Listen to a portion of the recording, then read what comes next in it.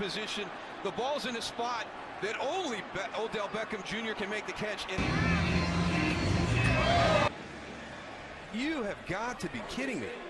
After being fouled. I mean, he was clearly fouled on the play, and that's clean. That's not. This was not normal. This was an anomaly.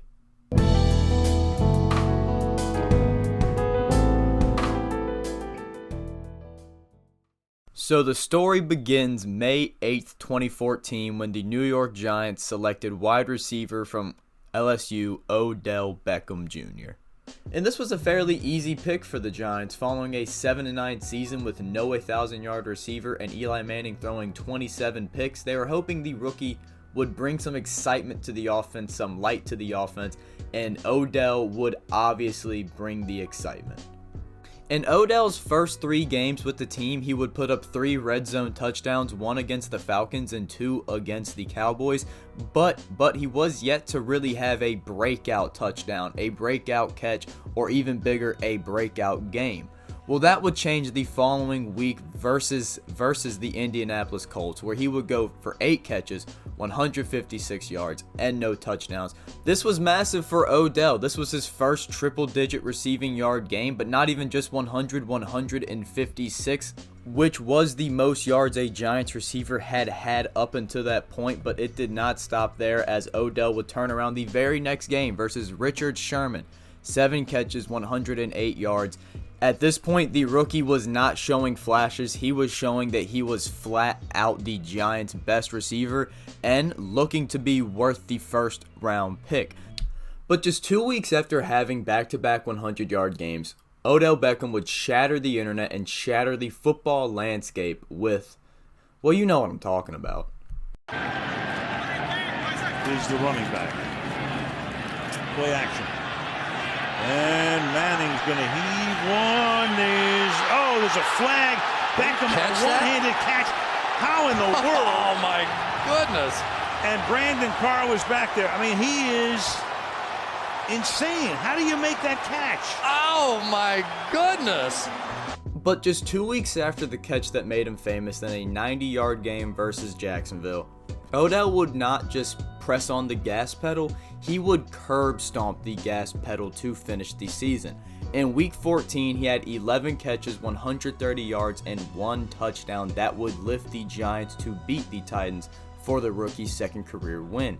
The very next week versus a divisional rival in Washington, Odell would do something he has only done twice since and have a monstrous 3-touchdown game where he was absolutely unstoppable, putting up 12 catches for 143 yards and a W in the process.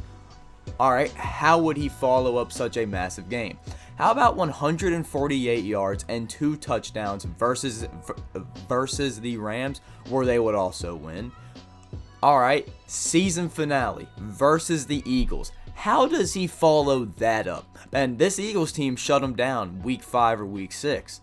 An absolute masterclass of 12 catches, 185 yards, and 1 touchdown.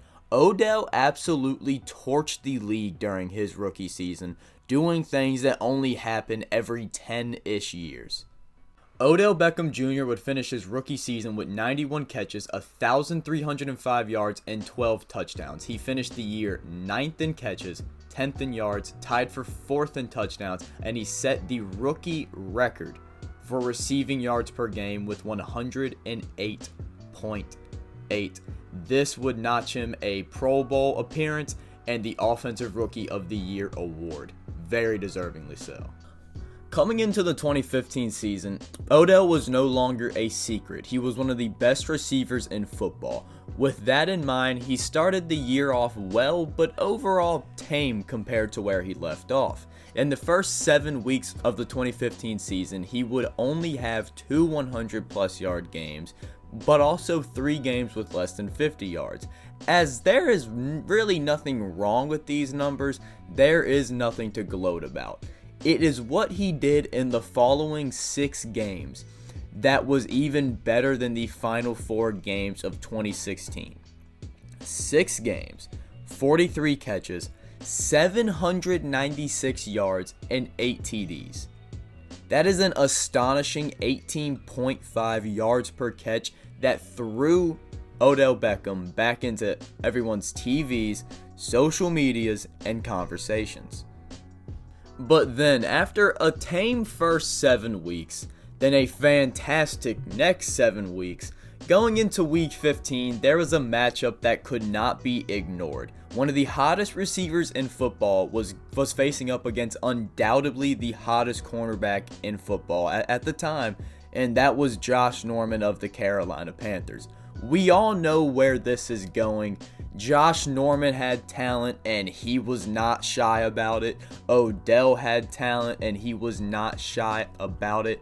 And they let each other know, resulting in a beef that will get Odell suspended for this hit on a defenseless Josh Norman. Right, and picks up a first down. There's Beckham again. What is going on? Watch the end of this play. That's not it. It's here. And they go head to head. Overall, the 2015 season was a success for OBJ, putting up 96 catches for 1,405 yards and 13 TDs. He would rank 8th in catches, 5th in yards, and 4th in touchdowns, earning his second Pro Bowl appearance and earning his first All-Pro nod, making the 2015 second team. In 2016, it was a lot of the same. In Odell's first full 16-game season, teams knew he was great. They just could not really stop him, as he would go on to put up fantastic numbers. He was very consistent on the year stats-wise, with the exception of one absolute explosion. On October 16th, 2016, Odell would have a career day that I do not think he will top again. He went on to have 8 catches, 222 yards, and 2 touchdowns, with both touchdowns being in the second half of a very competitive game, and both being over 66 yards, including this 4th down game-winning TD. 118! Manning on the slant. Beckham! Beckham! Touchdown! And in a very OBJ move, the moment he got to the end zone, he did a small celebration, ran straight to the kicking net, proposed to it, kissed it, and made up. Oh yeah, I forgot to mention, this dude full on tried to Ray Rice a kicking net, but you know, little did he know, the kicking net Ray Riced back. That fed NFL memes and the Odell haters alike for a few weeks. That was an awesome moment. But overall, OBJ had a fantastic regular season, putting up 101 catches, which he ranked 3rd in, 1,367 yards, which he also ranked 3rd in, and 10 TDs, which he would go ahead and rank 5th in. And that would earn him his 3rd Pro Bowl appearance and his second team All-Pro nod. I just threw a lot of numbers your way, so what about this makes him an anomaly? Well, I made some charts, some bar graphs to prove it if it needs more proving. Basically what I did was I stacked up Odell's first 3 seasons versus historically great wide receivers throughout their first 3 seasons. So let's start it off. Alright, so as you can see, we are looking at wide receivers' receptions throughout their first 3 seasons. And like just a precursor to these charts, when it comes to Julio Jones and Lance Alworth, I did skip Julio's 3rd season because he only played 5 games. And I skipped Lance Alworth's 1st season because he only played 4 games. I know it's not perfect, but fuck it, we roll. You can see in this chart when it comes to catches, Odell dominates the likes of Jerry Rice, Randy Moss, Julio Jones, Lance Alworth, Larry Fitzgerald, and Calvin Johnson. OBJ was far and away the best when it came to this category, which I was very surprised about, racking up 288. Closest up is Julio Jones with 237. Farthest back, Lance Alworth with 191. Moving on to receiving yards, you can see Odell Beckham Jr. came second in this category, just a mere 41 yards behind Randy Moss, and neck with Lance Allworth, all three of them in the 4,000 yard range. You can see here that Larry Fitzgerald, Calvin Johnson, and Jerry Rice, three of the best receivers of all time, just weren't there their first 3 seasons. They were not performing at the level statistics-wise as Odell Beckham Jr. Looking at touchdowns, we do see that OBJ did come fourth with 35 behind Randy Moss, Jerry Rice, and Lance Allworth, but you can see that OBJ was still in front of Julio Jones, Larry Fitzgerald, and Calvin Johnson. Moving on to the fourth and final one, we have wide receivers yards per game, where Odell did come second, just behind Lance Allworth, who put up 101 receiving yards per game. Fucking nuts. But we do see that Odell Beckham Jr. was the only one from the rest of the group to get past 90, totaling up 95.9 receiving yards per game throughout his first 3 seasons, a feat that the GOAT of wide receivers, Jerry Rice, could not do, Randy Moss, who torched the league, could not do, Julio Jones, probably the best receiver from the 2010s, could not do, and obviously Megatron and Mr. Consistent, Larry Fitzgerald, could not do. So the point of these charts was not to dog Jerry Rice, Larry Fitz or Calvin Johnson. It was to show how truly great these first 3 years for Odell were, and how we don't see this often at all.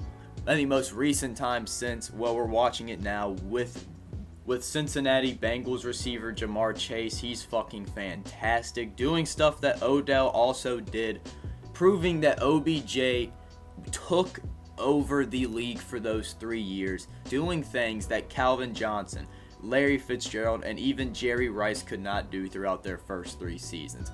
Yes, is it imperfect? Yes. It was a different league when Jerry Rice played. But when it comes to statistics, Odell Beckham's first 3 seasons can match up with any wide receiver's first 3 seasons, which made him an anomaly. So where has Odell Beckham Jr. been since the 2016 season? Well, we all know, but just for a quick recap, following the 2016 year, Odell Beckham Jr. would play 4 games, but then he would get hurt, falling 300 yards in 4 games. But he would return to the Giants in 2018 following the injury, as a 26-year-old Odell Beckham Jr. would put up 77 catches, 1,052 yards, and 6 touchdowns. But then, before the draft, he would get traded to a rebuilding, all-in Cleveland Browns team when they were just trading for everybody. They would also get Odell Beckham Jr. for that first-round pick, and Jabril Peppers, which did not end swimmingly. Odell Beckham Jr. would put up 1,000 yards and 4 touchdowns his first year with the Browns. There's nothing wrong with that. But then in 2020, he would tear his ACL, only putting up 319 yards in 7 games, a mere 45 yards per game. A lot of people wrote him off. A lot of people did. Then going into 2021, following the injury, they kind of got proven some more throughout his 6 games with Cleveland. Only 17 catches for 232 yards, 38 yards per game. And then Odell Beckham Sr. and OBJ would essentially force him out of Cleveland, which a bunch of people viewed as, oh, he's a cancer, locker room cancer, you can't have that guy. Turns out they're all fucking wrong, because he went to the Rams. The Rams obviously have a loaded wide receiver core, but 5 touchdowns in his 7 regular season games with the Rams, and now they're on their way to the Super Bowl. OBJ has been great for the Rams. He's fit in so well, having more touchdowns in 7 games than he had the whole 2019 season. That's phenomenal for OBJ. He is going to head into free agency following this season. I personally really hope he stays with the Rams. That's a fantastic fit for him, and if he can stay there for the next 3 years and end his career there, that would be phenomenal. Some records that OBJ would put up, let me bring out my handy dandy paper. 108.8 yards per game is the best all time for a rookie. He is second in Giants receiving yards and fourth in Giants receiving touchdowns. He's the fastest wide receiver ever to reach 100 catches, 150 catches, 200 catches, and you guessed it, 250 catches. He is also the fastest wide receiver to ever reach 3,000 yards, 3.5 thousand yards, and 5,000 yards. And finally, Odell Beckham Jr. is the only player to ever have 1.3 thousand yards in 12 or less games. OBJ was an anomaly. Odell Beckham Jr. was one of the most controversial, recognizable, and dominant players in the last decade, which is what made him an anomaly.